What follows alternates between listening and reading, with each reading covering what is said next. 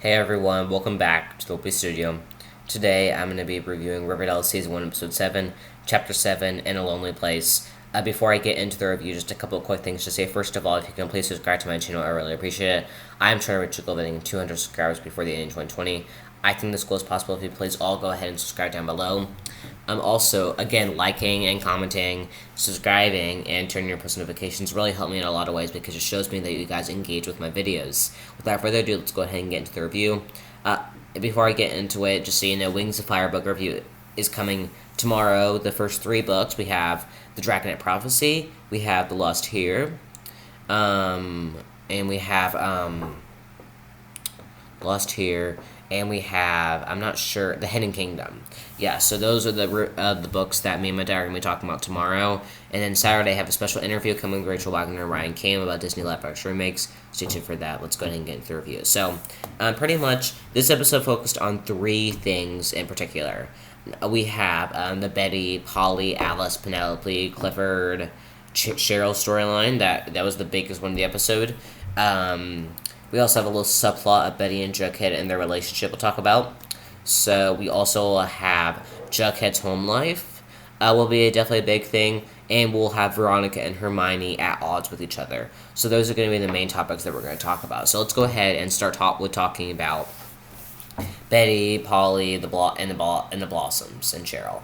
So, pretty much, we found out last episode that Polly is pregnant with Jason's baby. We get to meet her for the first time. She felt a little bit like kooky in a way. I mean, there's definitely something a little bit off with her, and she's in the Sisters of Quiet Mercy, so that's not really helping any. I mean, at least she's getting treatment there. We know that the Sisters of Quiet Mercy is not a good place, especially when seasons go on. But again, Polly does turn up in this episode, but pretty much. It's all about once it's revealed that she's having a baby. It's all about who will get the baby.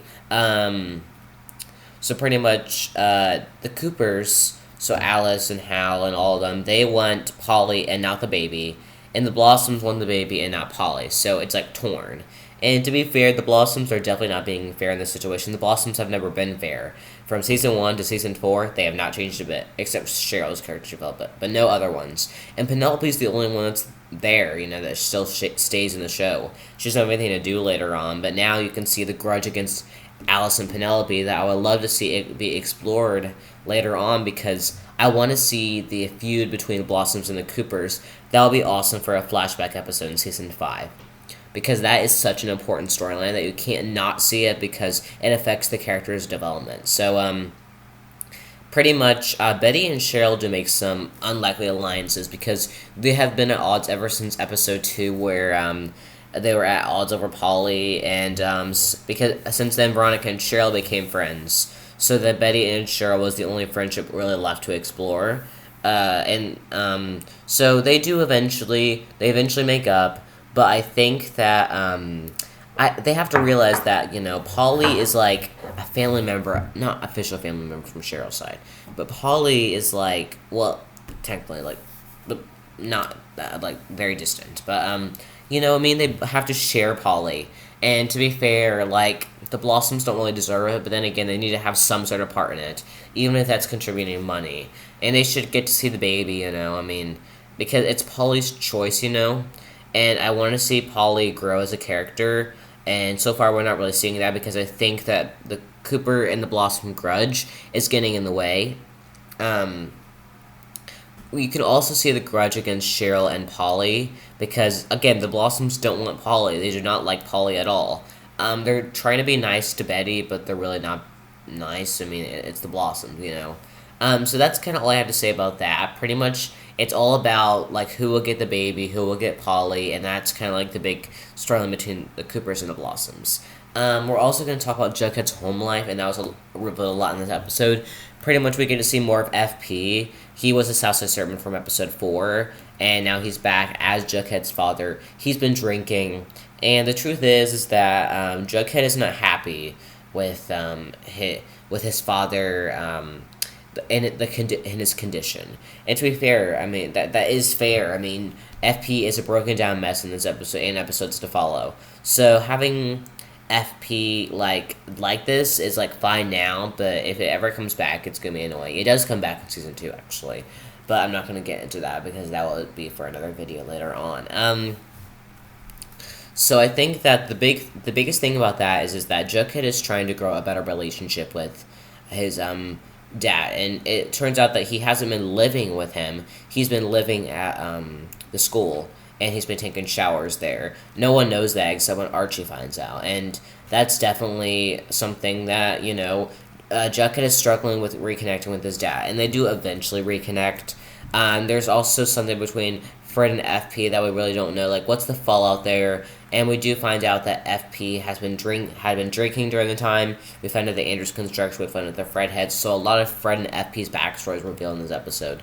So again, by the end, Jughead has an okay relationship with his dad. There's still tension between Fred and FP we need to figure out. And Archie and Jughead are bros again, and that is awesome. So we're gonna talk about Jason's jacket is in FP's closet at the trailer, which is kind of weird, but oh well. We're going to talk about Veronica and Hermione really quick.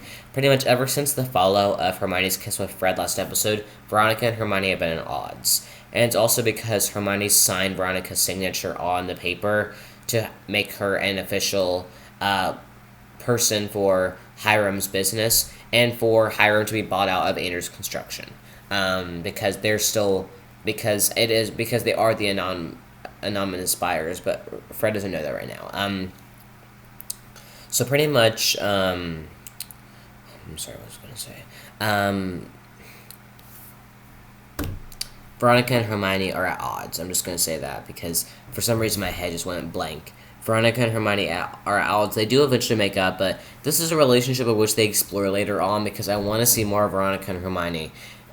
Unfortunately, later on, we just see Veronica and Hiram at odds. I miss Veronica and Hermione's good relationship as mother and daughter, but that gets interrupted when Hermosa comes in season 4 and when Hiram comes back next season. So, I think that the boy toy thing with Reggie and Kevin and Josie and Veronica was kind of cool, and then again, I like Veronica and Hermione's relationship. I just wish it was explored more. Anyways, I want to thank everyone for watching this video. Next week, I'm going to be talking about Riverdale Season 1, Episode 8, Chapter 8, The Outsiders, is it the baby shower, and Andrews Construction, all of that stuff. Also, please like, comment, and subscribe, and turn on your post notifications so you never miss an upload. Anyways, thanks everyone for watching this video. Stay tuned for more videos to come in. Bye.